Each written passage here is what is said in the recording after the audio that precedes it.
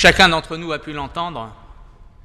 Dieu l'a dit dans sa parole, jusqu'à l'achèvement des êtres et des choses, jusqu'à l'accomplissement, avec vous, je me tiendrai.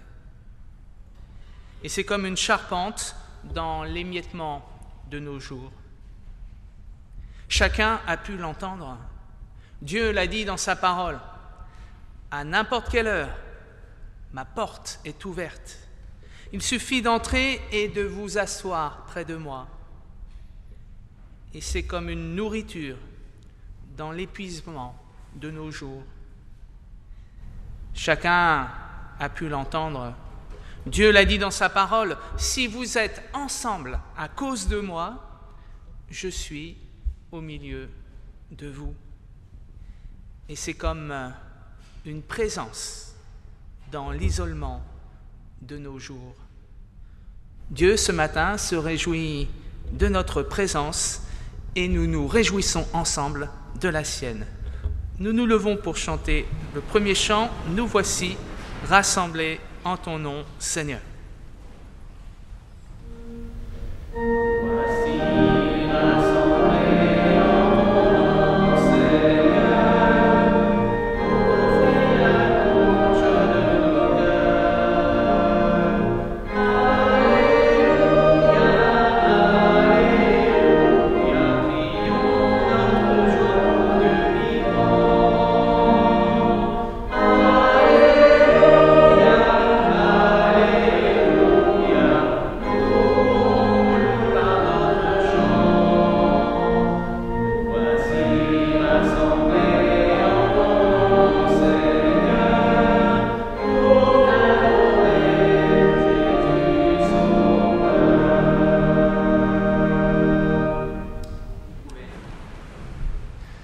C'est donc un culte particulier ce matin, mais vous allez me dire tous les cultes sont particuliers parce que c'est jamais exactement les mêmes personnes qui sont présentes. C'est ça l'Église, une Église différente et variée chaque dimanche.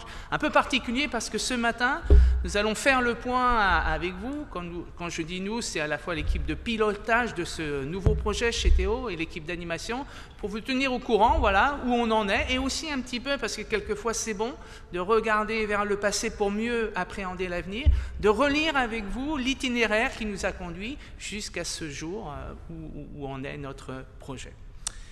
Mais d'abord parce que nous sommes rassemblés pour louer le Seigneur, c'est la vocation de l'Église. J'y reviendrai dans ma prédication, d'être rassemblés pour louer le Seigneur.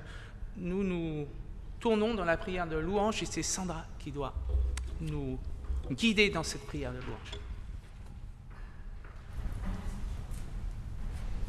Seigneur, avec toute ta création, nous te louons. Merci de nous rassembler en Église ce matin. Merci pour la diversité de nos dons.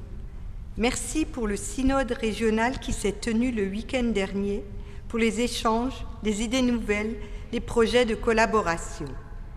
Merci Seigneur pour ce projet chez Théo. Nous le recevons de toi comme un cadeau. Permets qu'il porte beaucoup de fruits. Merci Seigneur d'être ce Dieu qui nous écoute et qui nous parle. Permets que nous soyons une Église qui écoute et qui parle, une Église avec les autres. Amen.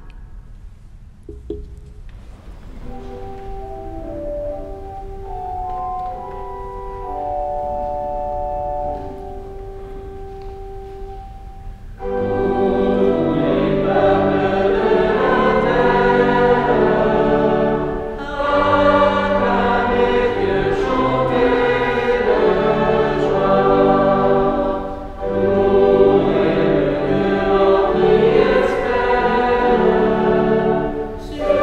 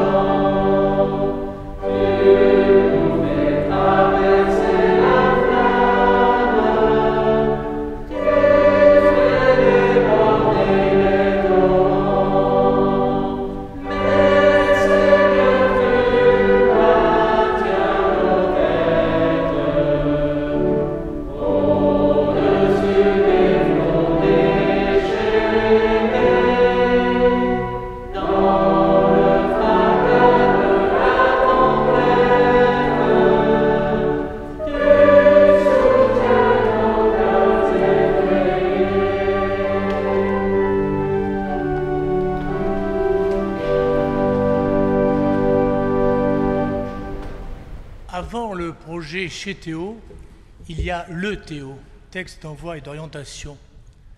C'est en 2016 que le conseil presbytéral, nouvellement élu, bénéficiant aussi du renouvellement de l'équipe pastorale, a voulu élaborer un nouveau projet de vie pour notre Église locale, le précédent datant des années 90.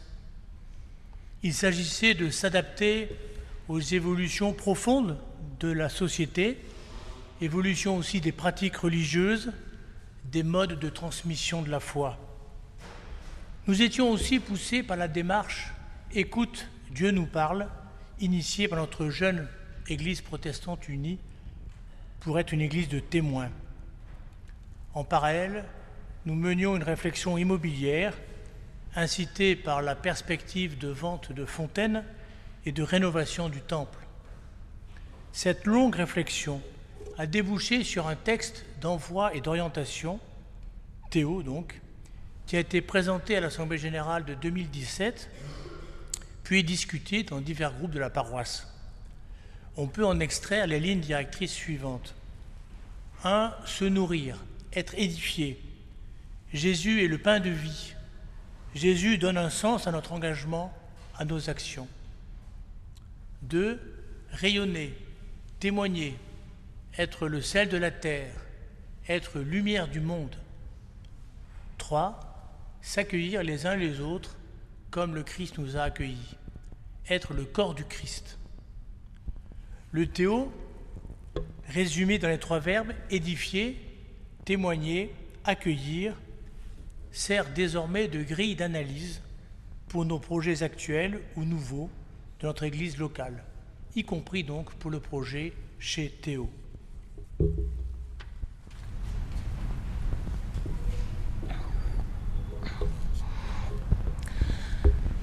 Seigneur, tu t'es fait l'un des nôtres, partageant notre souffrance, notre vie et notre mort, pour que tout être et de nos jours soit transformé, recréé à ton image, remplis-nous de ton esprit.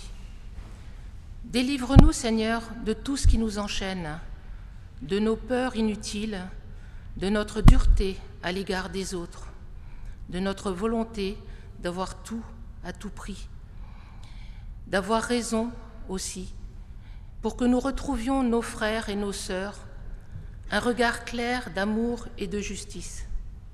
Fortifie sans cesse notre vie, Seigneur, pour qu'elle retrouve fraîcheur et spontanéité, que nos pensées et nos actes retrouvent la force de l'espérance, que nous soyons libérés des préjugés qui paralysent et que nos projets soient inspirés par ta volonté créatrice d'amour et de vie.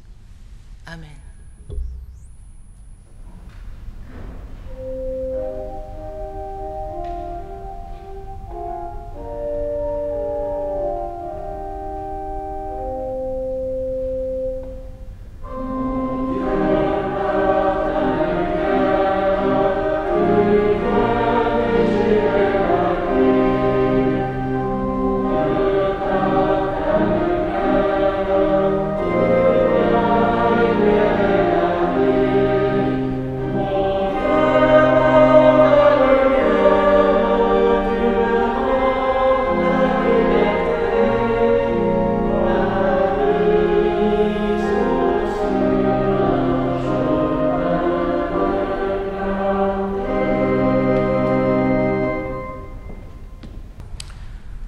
Au commencement était la parole, direz-vous, parce que vous êtes cultivés. Eh bien non, dans notre aventure chez Théo, au commencement était la vue. La vue que j'ai eue un beau matin du printemps 2018 d'un panneau à vendre en face du temple. Vous me connaissez, la parole a suivi très vite. J'ai alerté le bureau et le conseil presbytéral. Nous avons visité les locaux. Coup de foudre. Notre texte d'envoi et d'orientation trouvait un lieu où s'incarner. Bien sûr, tout cela faisait suite à 2 ans de réflexion sur notre temple et notre projet d'église. Comment rénover nos locaux, les agrandir pour développer notre action, en particulier l'évangélisation. Le conseil presbytéral et une équipe dédiée avaient travaillé avec l'architecte Marc Rollinet sur un projet de rénovation du temple et de restructuration de nos locaux, avec construction d'1 ou 2 étages au-dessus de la salle Girard-Clos. Un projet dont nous avions présenté l'esquisse à l'Assemblée générale et en infopartage en 2017. Un projet ambitieux, mais très onéreux. Alors, la possibilité d'acquérir pour un montant raisonnable cette surface commerciale en face du temple a été accueillie avec joie, avec reconnaissance. Les planètes étaient alignées, c'est ce temps de Kairos, cher à Hervé. Le propriétaire du local commercial nous donnait priorité sur les offres déjà reçues pour l'acquisition. L'Église unie venait de vendre l'appartement grenoblois de Madame Parra, appartement reçu en legs en 2017, pour un montant correspondant à peu près à l'achat à faire. Le Conseil régional et le Conseil national validaient notre projet et l'Église unie acceptait d'acheter ce local et de le mettre à la disposition de la paroisse de Grenoble. Et finalement, l'Assemblée générale extraordinaire de juin 2018 a approuvé cet achat et permis de lancer l'opération. Comment ne pas penser que nos prières ont été exaucées ? Alors, continuons à prier. Prier pour que ce beau projet qui avance, malgré épidémie et confinement, voit le jour sans tarder. Prier pour que nous puissions aussi, enfin, mettre en route la rénovation de notre temple. Prier pour que notre communauté tout entière s'engage pour accueillir, édifier et témoigner.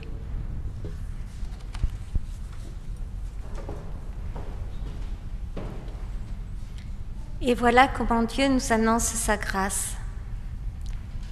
Entrez, même si vous n'êtes pas comme il faut. Entrez, tel que vous êtes. N'éteignez pas vos colères. Ne soufflez pas vos angoisses. Je suis celui qui prend sa part du fardeau, qui se glisse sous vos accablements, qui se brûle au feu de vos révoltes. Je vous sais souvent loin de moi, tourmenté, culpabilisé, troublé. Et c'est bien tel que vous êtes que je vous aime, tel que vous êtes, et je veux vivre avec vous, pour que vous osiez laisser vos troubles, vos culpabilités, vos tourments. Je les pardonne, nous dit Dieu. Acceptez d'être accepté par Dieu.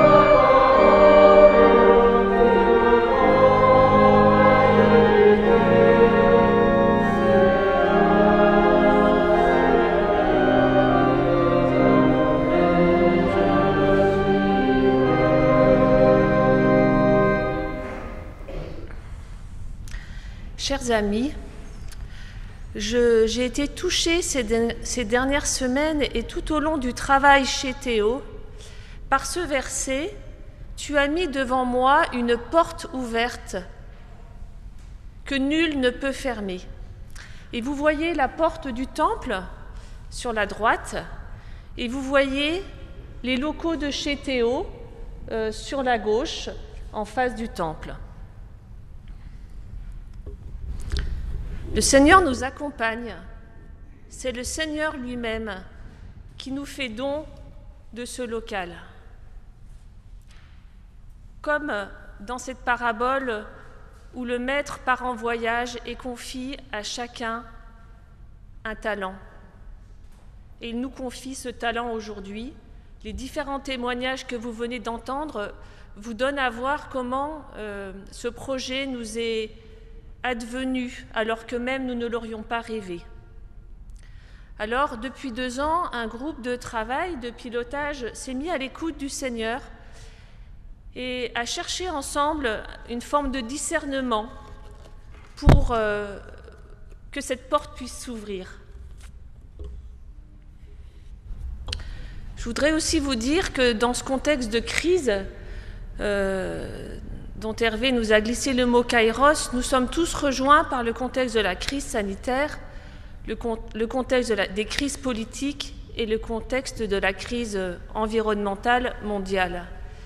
Et nous savons la désespérance de nos contemporains, peut-être même la nôtre, qui sollicite notre foi, parce que le Seigneur ne nous laisse pas, comme l'a rappelé Hervé au tout début de ce culte. Aussi, ce lieu se veut un lieu de témoignage pour témoigner de cette présence dans le monde, cette présence d'amour et de paix. Nous avons tenté d'écrire ensemble un texte. Ce texte, je vais vous le lire.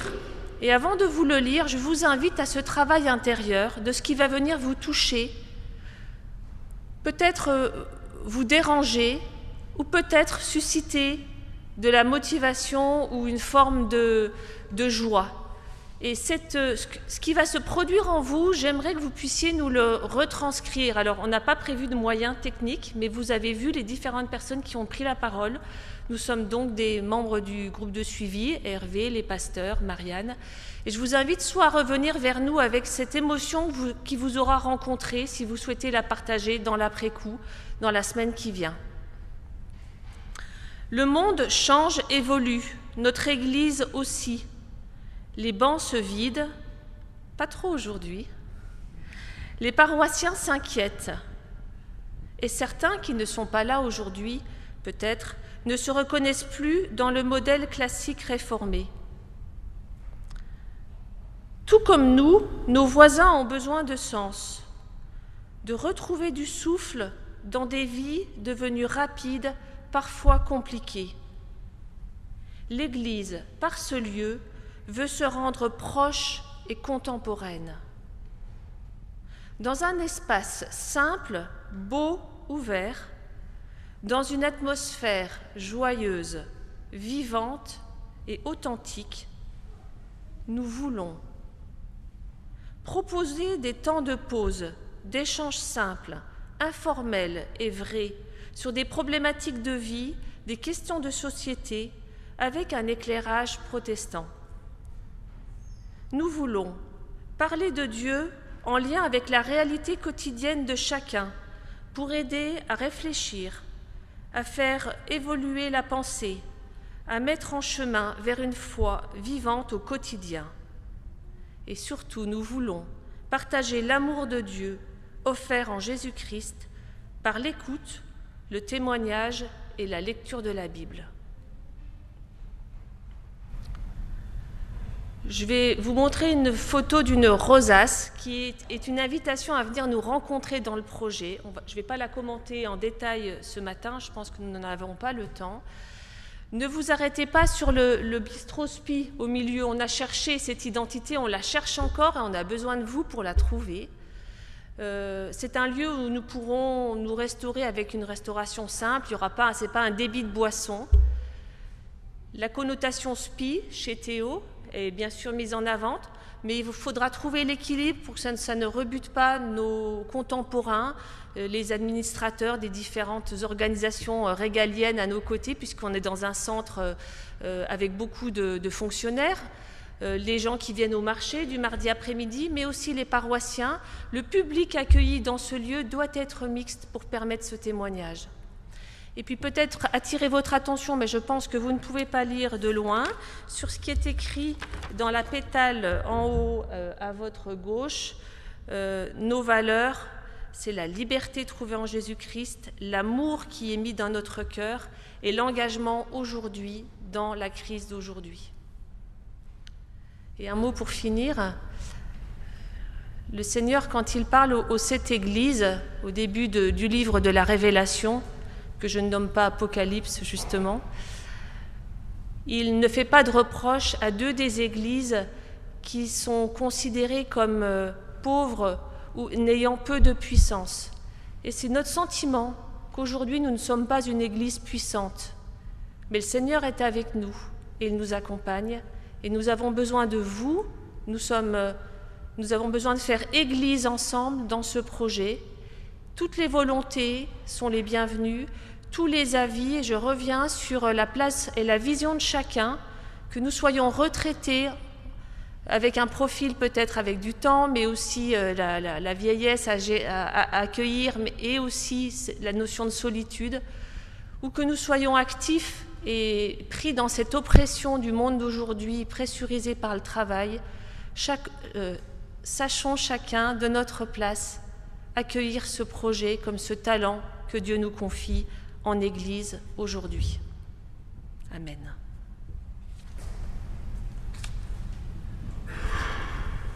C'est le moment de confesser notre foi et c'est Bertrand qui va nous conduire dans cette confession de foi. Nous nous levons pour confesser notre foi. Seigneur, vis en nous, que ton esprit nous anime. Nous croyons en ta force qui vaincra notre faiblesse, en ta miséricorde qui lève notre misère, en ta vérité qui a confondu nos mensonges, en ta liberté qui a ouvert notre prison. C'est pourquoi le dernier mot à notre sujet ne sera pas le nôtre, mais le tien, celui de ta grâce.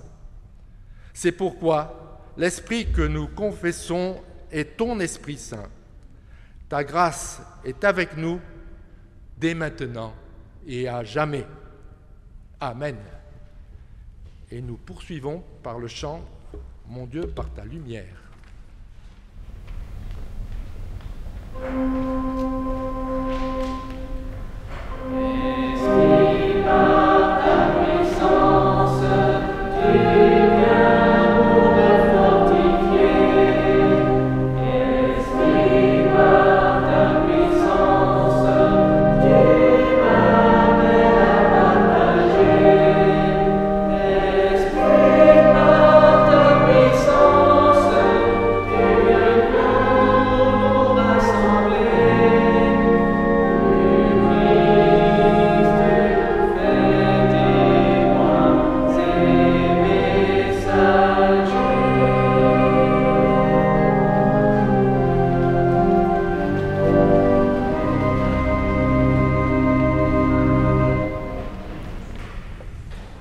Bonjour à tous.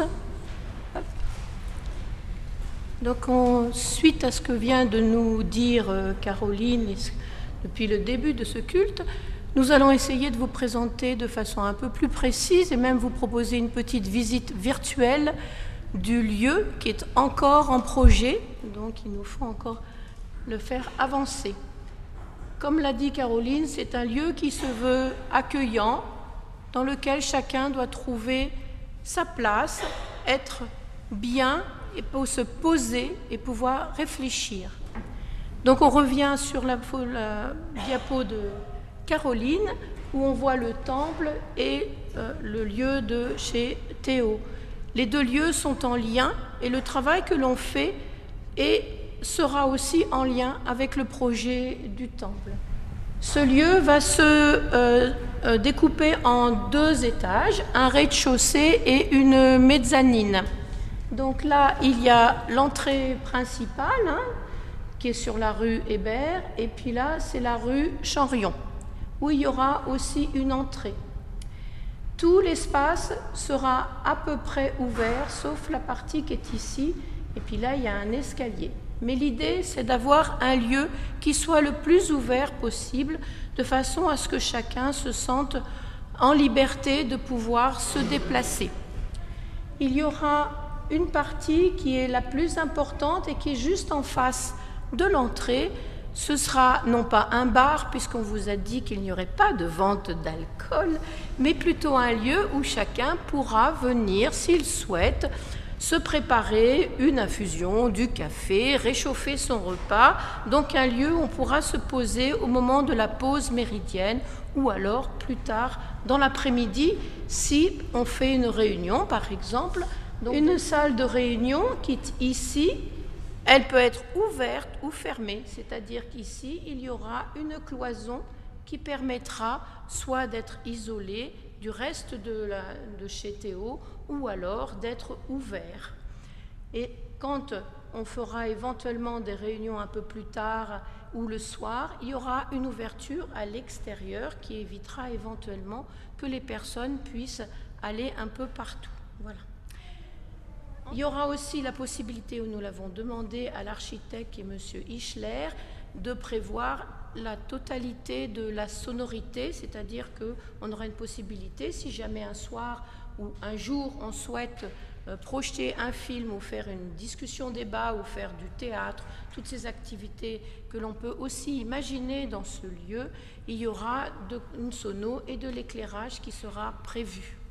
Prévu, ça ne veut pas dire fait, hein, on est bien d'accord, c'est juste les tirages, les fils électriques et la partie technique. Je vais vous parler aussi de cet endroit-là qui est très important. Ce petit bar qui est ici, c'est un bar qui est complètement ouvert, c'est-à-dire qu'il n'y a pas, c'est pour ça que le mot bar est peut-être pas très approprié, il n'y a pas derrière les personnes qui accueillent et devant les personnes qui sont reçues. Tout le monde peut circuler autour de ce lieu.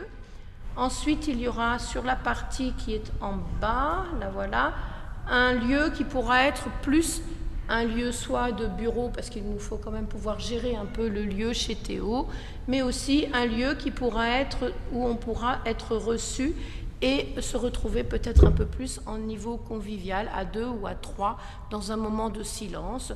Ça peut être aussi un moment où on se retrouve pour la prière ou quelque chose comme cela.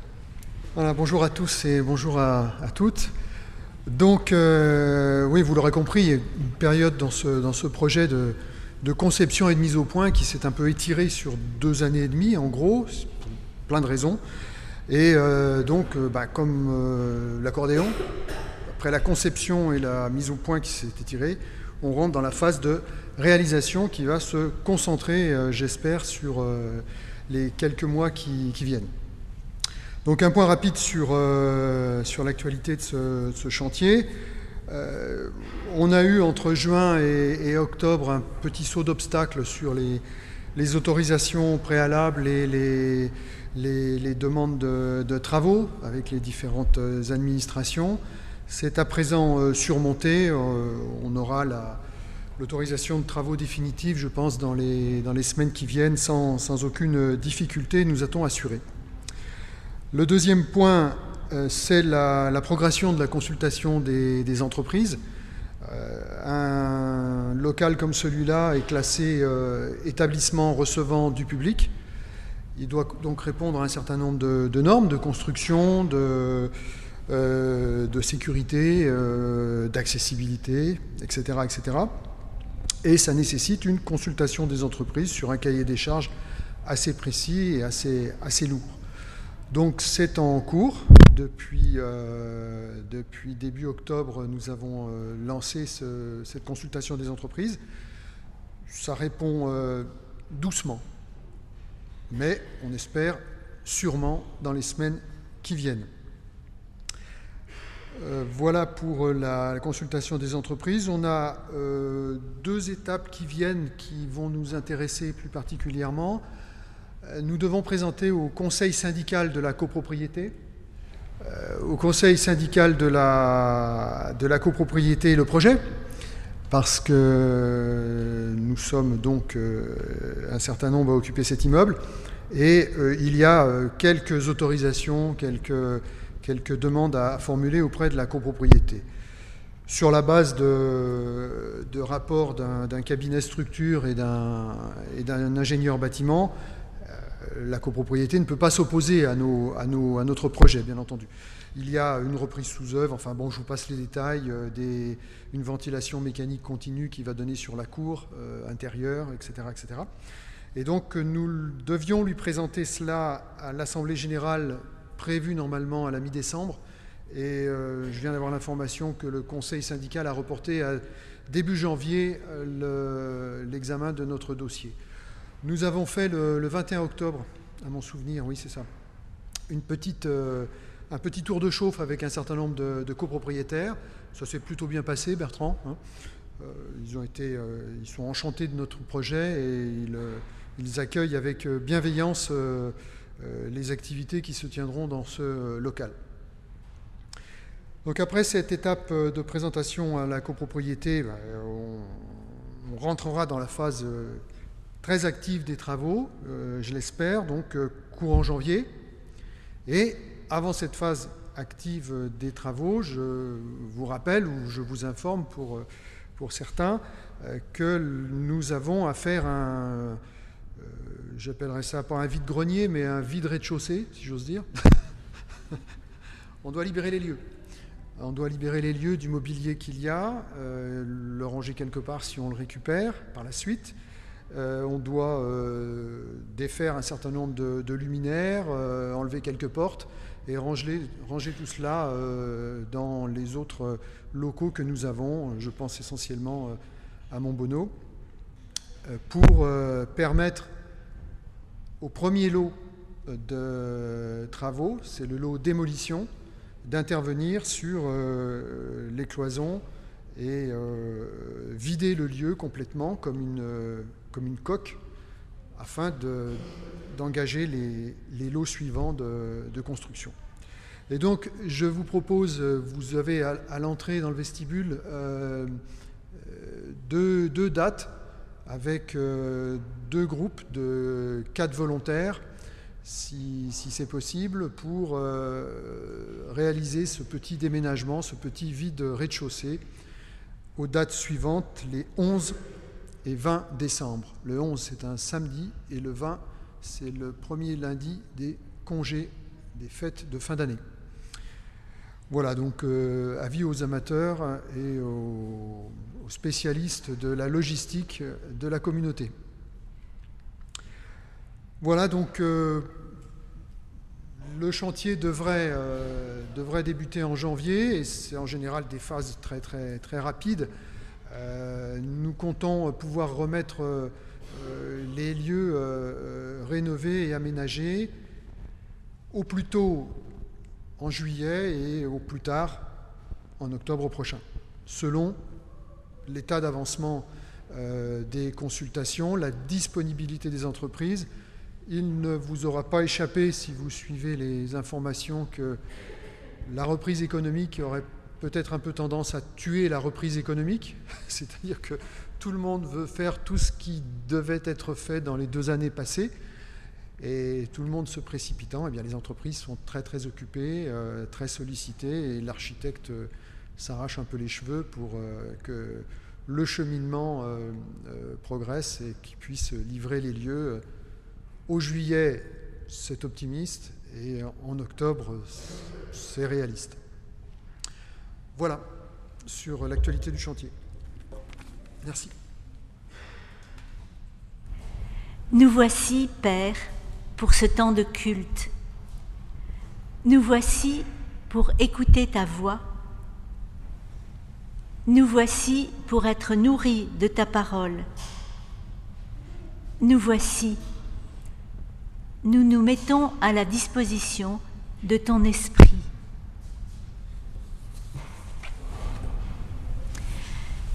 Nous lisons dans l'évangile de Marc, au chapitre 9, les versets 38 à 41.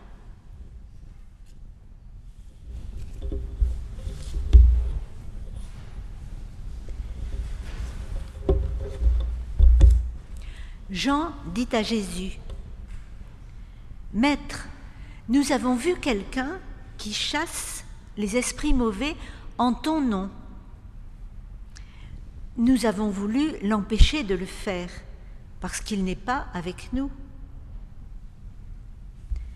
Jésus lui dit, « Ne l'empêchez pas. En effet, si quelqu'un fait un miracle en mon nom, il ne pourra pas dire du mal de moi tout de suite après. Celui qui n'est pas contre nous est pour nous. Je vous le dis, c'est la vérité.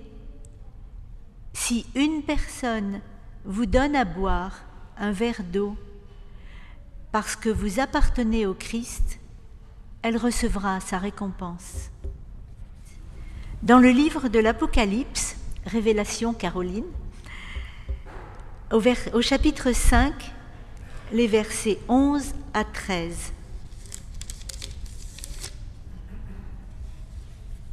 Je regarde encore et j'entends des anges très nombreux. Ils sont des millions et des millions autour du siège royal, autour des êtres vivants et des anciens. Ils chantent avec force. L'agneau sacrifié est digne de recevoir puissance, richesse, sagesse, force, honneur, gloire et louange. Et j'entends aussi tout ce que Dieu a créé dans le ciel, sur la terre, sous la terre et sur la mer. Tout ce qui existe dans le monde chante. Louange, honneur, gloire et pouvoir pour toujours à celui qui est assis sur le siège royal, ainsi qu'à l'agneau. Et dans l'évangile de Matthieu, au chapitre 15, les versets 21 à 28. Ensuite, Jésus quitte cet endroit et il va dans la région de Tyr et de Sidon. Une femme de cette région, une Cananéenne, arrive. Elle se met à crier « Seigneur, fils de David, aie pitié de moi. Ma fille a un esprit mauvais en elle, elle est très mal. » Mais Jésus ne lui répond pas un seul mot. Ses disciples s'approchent de lui et lui disent « Fais partir cette femme, elle n'arrête pas de crier derrière nous. » Jésus répond « Dieu m'a envoyé seulement pour les gens d'Israël qui sont comme des moutons perdus. » Mais la femme vient se mettre à genoux devant lui en disant « Seigneur, aide-moi. » Jésus lui répond « Ce n'est pas bien de prendre la nourriture des enfants et de la jeter aux petits chiens. » La femme lui dit « Seigneur, tu as raison. Pourtant, les petits chiens mangent les miettes qui tombent de la table de leur maître. » Alors, Jésus répond à la femme « Ta foi est grande. Que les choses se passent pour toi comme tu le veux. » Et au même moment, sa fille est guérie. Seigneur, ta parole est vérité, guide-nous par ta vérité.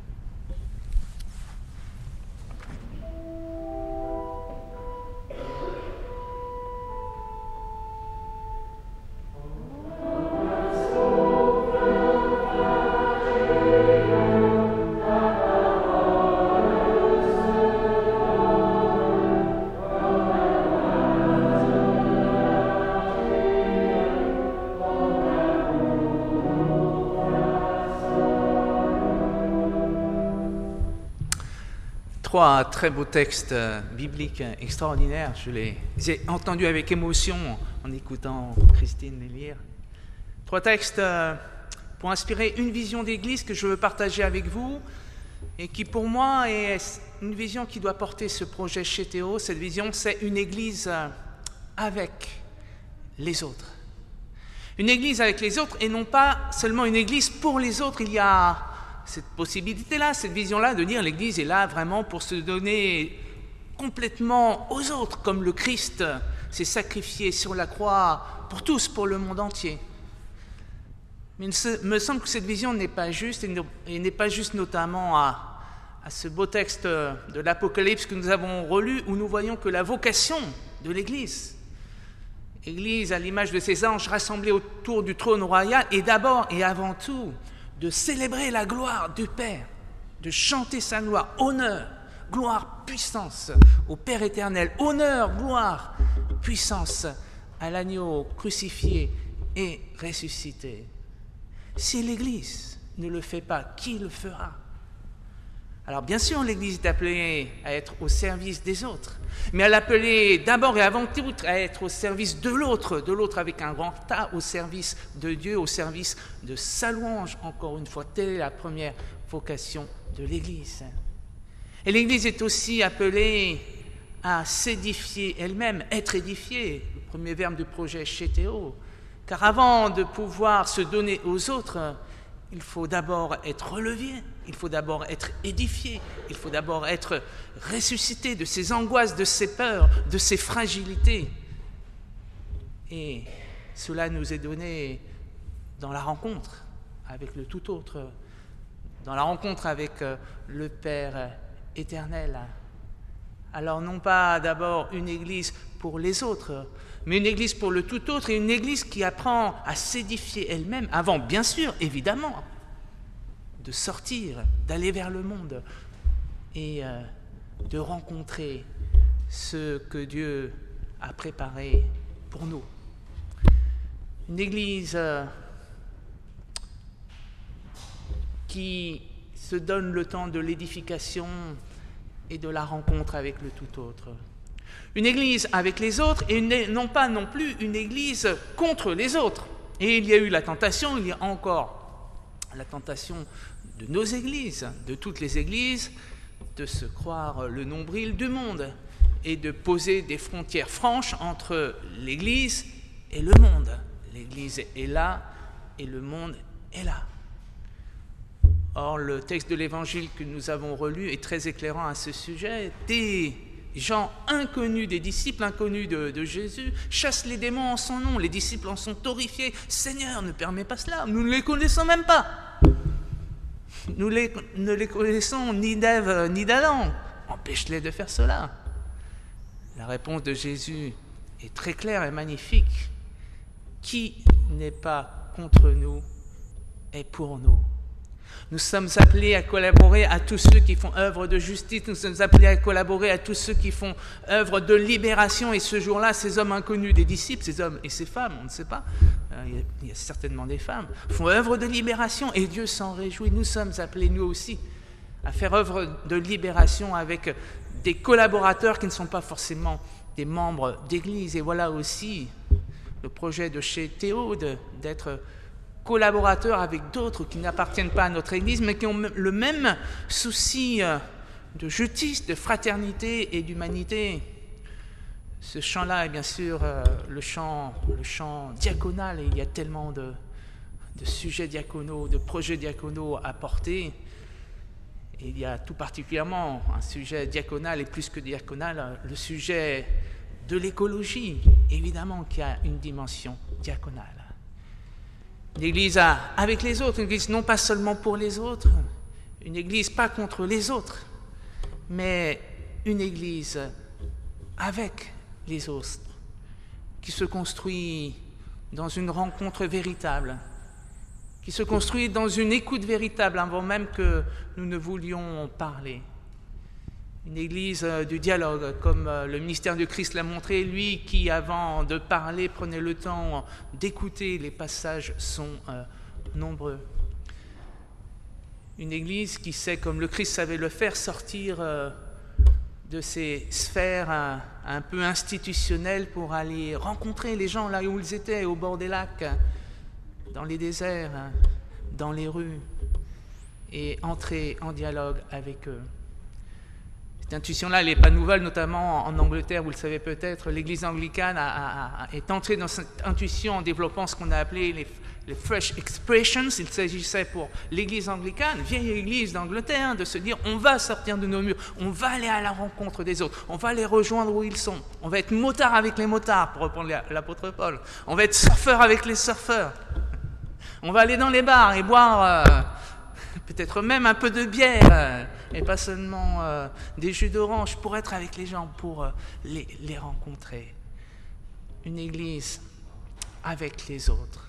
Et une Église où nous acceptons, et là, c'est magnifique, nous acceptons que nous sommes plus simplement ceux qui parlons, ceux qui sont acteurs, mais ceux qui recevons, l'Évangile nous le dit, un verre d'eau de la part de celui qui nous accueille. Voilà ce qu'est pour moi le témoignage et l'évangélisation que nous pouvons mettre en œuvre. Une évangélisation où nous ne sommes pas dans une toute-puissance, voilà, nous savons ce qu'est la vérité. Mais une évangélisation où nous acceptions d'entrer dans une faiblesse, de montrer notre faiblesse et de recevoir un verre d'eau de ceux auxquels nous annonçons l'Évangile. La rencontre de Jésus avec la Cananéenne est très forte. Vous l'avez entendu, c'est peut-être une des rares fois où Jésus a une parole aussi difficile à un homme ou à une femme. Vous l'avez entendu, cette femme quémande au Christ son salut. Et le Christ lui fait cette réponse: je ne suis pas venu parler, apporter la bonne nouvelle aux non-brebis d'Israël. Je suis venu prêcher d'abord pour le peuple d'Israël. Toi, tu n'as pas à recevoir ma parole. Passe ton chemin. Parole très dure. Peut-être la parole la plus dure du Christ dans les évangiles. Et cette femme, avec beaucoup de délicatesse, avec beaucoup de foi, interpelle le Christ et lui dit: toi qui me considères comme un petit chien, parce que Jésus lui dit il n'est pas bon que les petits chiens mangent le pain des enfants. Sous-entendu, les païens, la païenne que tu es n'a pas à recevoir le pain de vie. Et avec beaucoup d'intelligence, cette femme dit: oui, mais les petits chiens mangent les miettes qui tombent de la table. Je ne demande pas plus que cela. Je reconnais que le peuple d'Israël est peut-être le peuple, et certainement le peuple élu. Je demande juste les miettes. Et Jésus, ce jour-là, est transformé dans sa vision. Il comprend que cette femme a raison. Il comprend que cette femme a raison. Et il lui dit: tu as une grande foi. Bien voilà le témoignage que je crois chez Théo nous invite à rendre, à partager. Un témoignage où dans une rencontre réelle, nous allons être transformés par les gens qui vont oser franchir, ouvrir la porte que nous aurons ouverte et venir nous rencontrer. Un témoignage où tour à tour, certes, nous avons à parler, mais peut-être avant tout à écouter, afin que cette parole que nous allons entendre change notre foi et même nous permette, comme pour le Christ ce jour-là, de retrouver notre vocation première. Une Église qui fait le pari de l'édification, qui fait le pari de la louange du tout autre, une Église qui fait le pari de l'accueil, celui qui n'est pas contre nous et pour nous, nous pouvons construire avec des hommes et des femmes de tout horizon. Et une Église qui fait le pari du témoignage, mais pas d'un témoignage arrogant, mais d'un témoignage où nous osons nous montrer avec toute notre faiblesse, mais aussi avec notre foi dans le Christ ressuscité. Une Église qui fait le pari de la rencontre. Amen.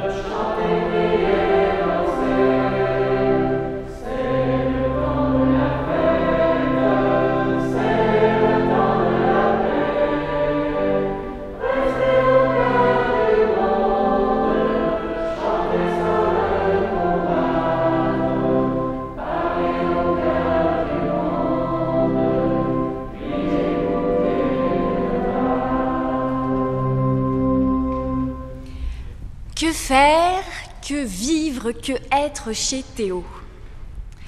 Voilà une grande et immense question. Et parce que nous avons des moyens limités, parce que nous ne pouvons pas tout faire, il faut bien choisir. Et c'est pourquoi, il y a 1 an environ, un groupe d'animation s'est créé pour discerner les activités qui seraient pertinentes dans ce lieu. Ce groupe d'animation a pris le temps, continue de prendre le temps, et nous pensons que c'était très important. Nous nous sommes retrouvés 1 fois par mois le jeudi soir, souvent en distanciel avec la crise sanitaire, et nous nous sommes d'abord retrouvés pour nous rencontrer. Car si nous voulons faire Église avec les autres, avec ceux du monde, il faut avant tout faire Église avec nous-mêmes, avec ceux que nous ne connaissons pas forcément, avec ceux avec lesquels nous disons bonjour à la sortie du culte, mais qu'en fin de compte, nous ne connaissons pas vraiment. Alors à chaque début de rencontre, nous avons pris le temps de nous demander comment est-ce qu'on allait, comment est-ce qu'on se sentait dans notre travail, dans notre vie de famille, et prendre le temps aussi d'écouter un texte biblique et de méditer sur la parole de Dieu. Parce que c'est une certitude que nous avons, sans Dieu, sans écouter cette parole, le projet chez Théo est vain et inutile. À chaque fin de réunion aussi, de rencontre, je préfère les appeler comme ça, nous avons remis nos discussions, nos réflexions à Dieu par la prière. Et je crois sincèrement que ces temps pris avec Dieu, avec nous-mêmes, ont permis de créer un groupe uni, dans la confiance, et que les idées que nous avons eues ne sont pas si mauvaises que ça. Alors le groupe s'est basé sur 2 axes principaux. Le premier étant les activités déjà existantes de la communauté qui pourraient déménager chez Théo. Les activités qui ont quelque chose à apporter au reste du monde, à ce lieu chez Théo. Les activités qui peuvent, lorsqu'on verra la lumière éclairée dans la vitrine de chez Théo, accueillir d'autres personnes que des paroissiens. Nous avons pensé au groupe Jeep, au groupe de jeunes animé par Hervé, au groupe des conteuses aussi, car quelle magnifique idée que de se retrouver le soir quand il fait froid, écouter un conte. Aux conférences des racines huguenotes aussi, aux ateliers des confections du marché de Noël, parce que pourquoi seuls des chrétiens pourraient faire des couronnes de l'Avent? Et c'est un excellent moyen de créer du lien. Et encore au verre de l'amitié. À la sortie du culte, nous pourrions tous traverser la place comme à la sortie d'un mariage et aller faire la fête chez Théo en invitant avec nous les passants qui se trouveraient là. Cela pourrait donner l'occasion aux personnes en recherche de pousser la porte. Et d'autre part, nous nous sommes concentrés sur la création de nouvelles activités. Alors, oui. Vous avez des idées de planning, de planning par semaine ou par mois qui pourraient être proposées. Ces activités, elles sont en réflexion, elles seront à développer, à améliorer en fonction des personnes qui se trouveront chez Théo, en fonction des retours qui nous seront faits aussi. Ce n'est pas quelque chose de figé. Je vous donne quelques exemples pour que vous puissiez vous projeter, mais bien sûr, vous aurez votre mot à dire. Nous avons pensé à un temps hebdomadaire fixe intitulé « Un pasteur vous écoute ».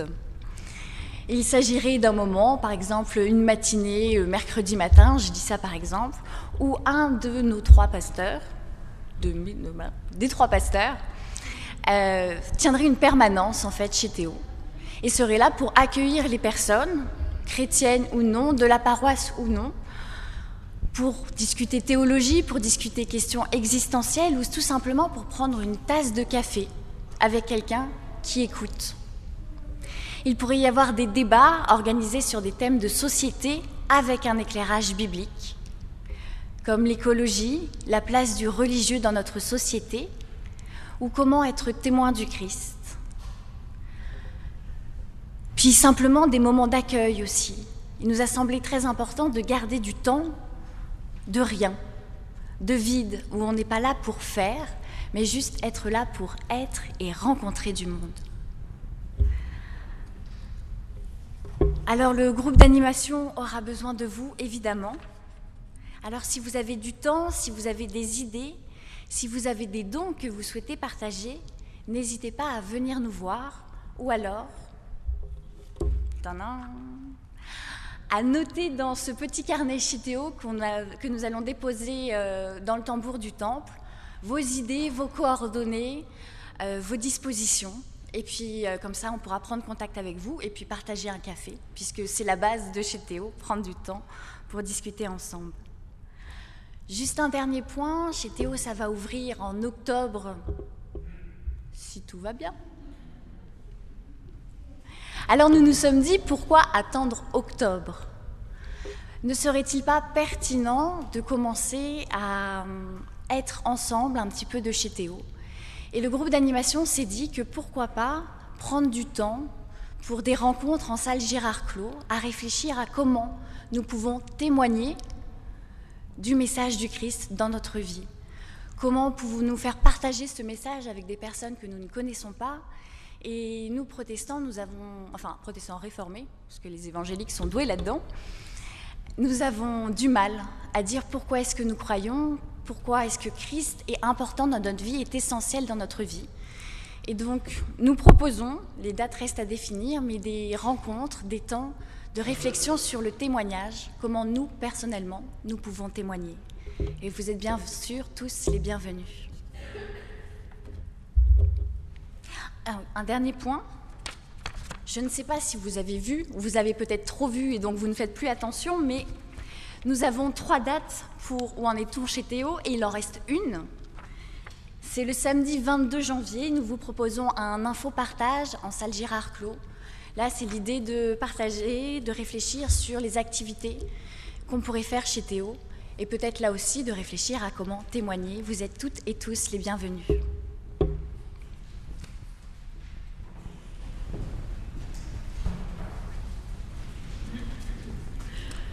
Vous avez peut-être besoin de vous dégourdir les jambes, alors on se lève pour chanter, parler au cœur du monde.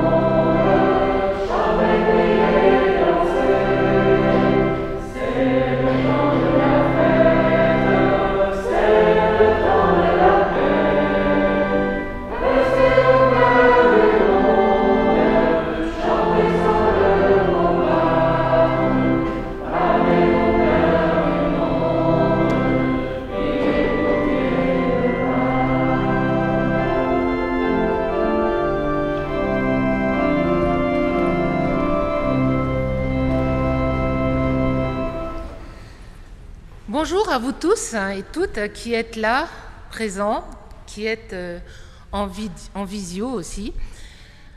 Je voudrais compléter cette très belle présentation et remercier tous ceux qui ont participé à ce culte, Denis à l'orgue et tous ces intervenants que je ne pourrais citer, ainsi que ceux qui sont en visio. Mais nous comptons sur vous pour nous faire des retours de visu, par mail, par ce cahier, par téléphone, sur ce projet chez Théo. Vos étonnements, vos questions, vos propositions et votre possibilité d'engagement. Parce que gloire à Dieu pour ce projet qui va nous aider à donner un nouveau souffle à notre Église. Sachez que ce projet a été présenté au synode régional du week-end dernier et que nous allons être observés et que nous rendrons des comptes, car quelque part, c'est peut-être un modèle pour l'avenir de l'adaptation de l'Église protestante à notre époque, pour rester, comme l'a dit Hervé, au service de l'autre. J'ai l'immense joie de vous annoncer, parce que personne ne vous a parlé finances. On a parlé finances pour l'achat. Effectivement, on a eu cette chance d'avoir un legs, mais nous en avons eu un deuxième, le legs Couson, qui va nous aider pour les travaux. Mais nous en avons encore un autre, une demande de subvention auprès de la Fondation Flamme. Flamme subventionne tous les projets innovants pour la vie de nos églises. Et nous avons été accueillis à bras ouverts et nous avons obtenu une subvention assez importante, très importante, et avec aussi un engagement, alors je peux donner le chiffre, c'est 10 000 euros, c'est pas énorme, de 10 000 euros pour 3 ans pour payer quelqu'un qui sera un accueillant, voilà, parce que c'est un projet qu'on voudrait devenir pérenne et on sait les limites du bénévolat. Donc sachez que cette subvention nous aidera beaucoup.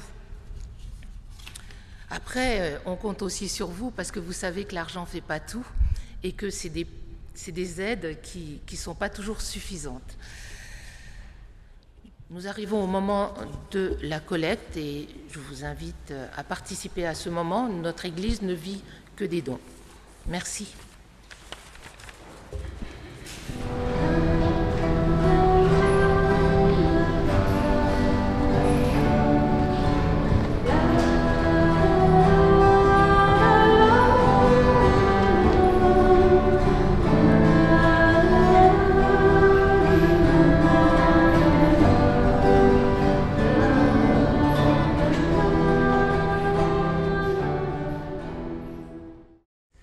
Seigneur Dieu, Seigneur notre Dieu, puisque dans ta grâce, tu appelles tout homme à t'aimer et à te servir, nous t'en prions, envoie par le monde entier des témoignages fidèles afin que ton évangile illumine les cœurs et transforme l'existence de ceux qui ne te connaissent pas.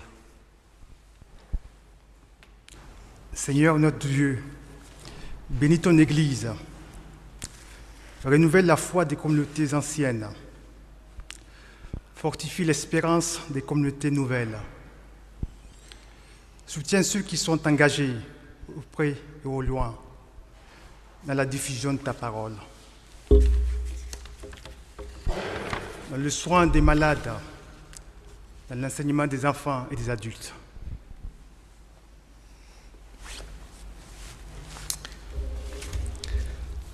Seigneur notre Dieu, inspire notre témoignage auprès de ceux qui partagent notre vie, notre travail, nos loisirs, afin que nous soyons une Église avec les autres. Que ces nouveaux espaces de rencontre, de partage et de témoignage que va être Cheteo soit source de bénédictions nombreuses. Et comme Jésus-Christ nous l'a enseigné, nous te disons, notre Père, qui es aux cieux, que ton nom soit sanctifié, que ton règne vienne, que ta volonté soit faite sur la terre comme au ciel. Donne-nous aujourd'hui notre pain de ce jour. Pardonne-nous nos offenses, comme nous pardonnons aussi à ceux qui nous ont offensés. Ne nous laisse pas entrer en tentation, mais délivre-nous du mal.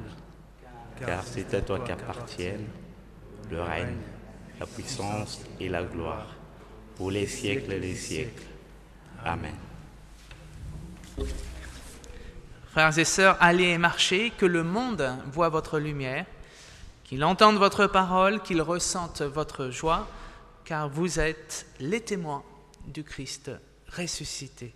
Et nous chantons ensemble, « Toi, lève-toi ».